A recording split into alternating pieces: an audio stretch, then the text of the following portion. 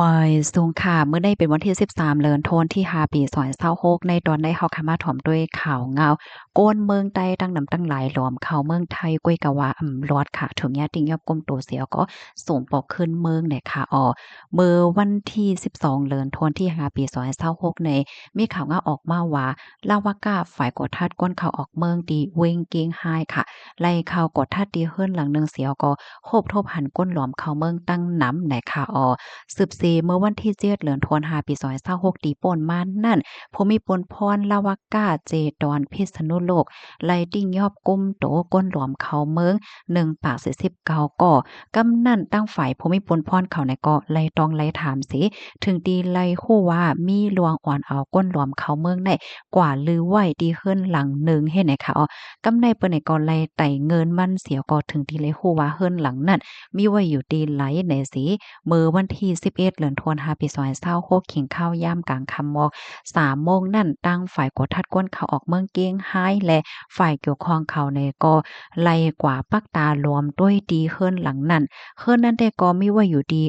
ป่าอ้อดอนชัยเจเวงเมืองเกียงไฮ้เจตวนเกียงไฮ้ในคามีลวงเข้าออกหาซื้อกวนกาตั้งขายตีหิมห้อมนั่นค่ะเนาะกำนันภูมิพลพรเขาก็วนว่าเป็นแห่งการอันว่าเงาโยสังโยเฮ็ดในนั้นขนาดนะกำในในเปิ้นในก็เลยกว่าที่เฮิรนหลังนั้นเพราะว่ากว่าถึงในก็เลยโคบทบหันแต่ค่ะก็มีอยู่36ก่อค่ะเป็นผู้จ่าย17ก่อและผู้หญิง19ก่อได้เลยต้องเลยถามเสียก็จื้อเขาลาดเหมือนกันค่ะเนาะว่าเลยจ่ายปันกาขันมันตีในนาป้อยจ้า1ก็ไหลใน5เฮงต่อถึง10,000วาทค่ะ จื้อเขาได้ก็รวมเข้าเมืองตั้งเส้นตั้งสภาว่าปยกมังจื้อในมีไว้ปอดพาสอยู่ค่ะนะก็เข้าเมืองจำหนังหมายมีอยู่ก้วยกะว่ามันหำเปิ้นมักมันว่าตีไหลตีนั้นเฮ็ดให้ก้วยมจังเข้ามาที่ในเมืองไทยลึกกาหือเฮ็ดให้นั่นน่ะเนาะ เพราะว่าเขามาถึงที่ตั้งฝั่งเมืองไทยแล้วไหน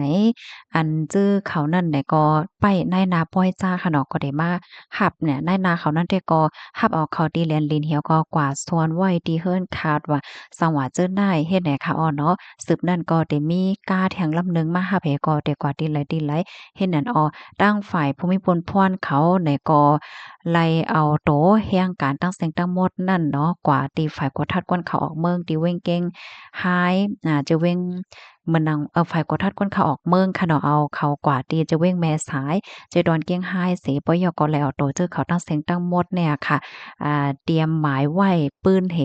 ปยก็ปักดาบไปด้วยเถียงว่าก้นเจ้าไหนในจองเตรวมเข้ามาเถียงหาได้ว่าสังว่าให้เนี่ยเนาะสืบนั่นเนี่ยก็เลยเอาแห่งการตั้งหมดเนี่ยค่ะกว่าตีโขมึดกือหมายหนึ่งแม่สายตาขี้เล็กเหี่ยวก็ส่งปอขึ้นเมืองใต้กว่าเนี่ยค่ะคอมมอนตอนในคาลิปีมาดีของการเข้า เก้งไฮ้ immigration เนี่ยค่ะเนาะลาวากาเก้งไฮ้ต่างไว้เนี่ยค่ะมื้อเหลียวในเปิ้นแข็งๆทัดแฮงค่ะเนาะพี่น้องเฮาว่าได้เป็นตั้งหลานห้าตั้งนำห้าว่าสังว่าเจ้าไหนเฮ็ดไหนมื้อวันที่3นั่นอยู่ดีพ้องหลวงฝ่ายแห่งการมา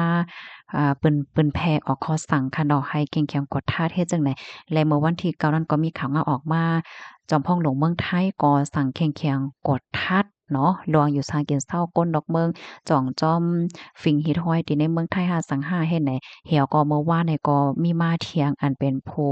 ใหญ่ก้นหลงฝ่ายผลิตเนี่ยก็ออกข้อสั่งเถียงให้แข็งๆกดท่าเฮ็ดจังได๋คะนะก็ให้ย้อนป่องเลี้ยงปันพี่น้องคนเมืองใต้เฮาค่ะเนาะจื้ออันม่วนว่าดีกว่าเมืองไทยว่าซังว่าให้ไหนก็ย้อนให้ถ่อมขาวถ่อมงาวกันอินคันนะมันก็ได้ขายเฮิรนขายเย่ขายตรงขายหน้าให้เอาเงินเป็นจริบตั้งมาเพราะว่ามาถึงเหย้าไหนอำจังมารายการรายงานรายหังไหน มันเฮ็ดให้พี่น้องเฮาขายหยาบค่ะเนาะมื้อเหลียวที่เมืองไทยเนี่ยเปิ้นทาดแฮงค่ะเนาะทาดแฮงแต่ค่ะเสปริเขาลงเปิ้นติทาดยาวก้วยมก้าไหน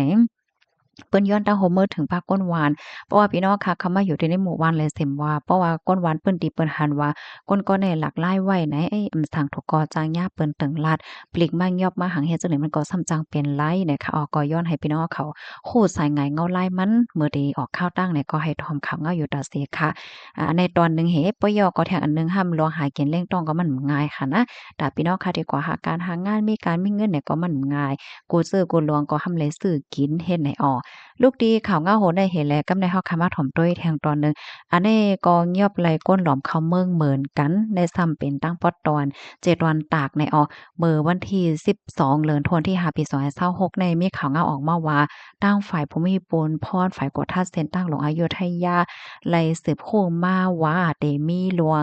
ลักหลวมต้อก้นหลวมเขาเมืองมุงนากว่าดีเมืองเกาะกุ้งเทพนี่แหละจังไรกับสารตั้งหลายปาหลายฝ่ายเสียวก็ปักดาไปด้วยจอมเซ็นตาสายตั้งนั่นเลยค่ะ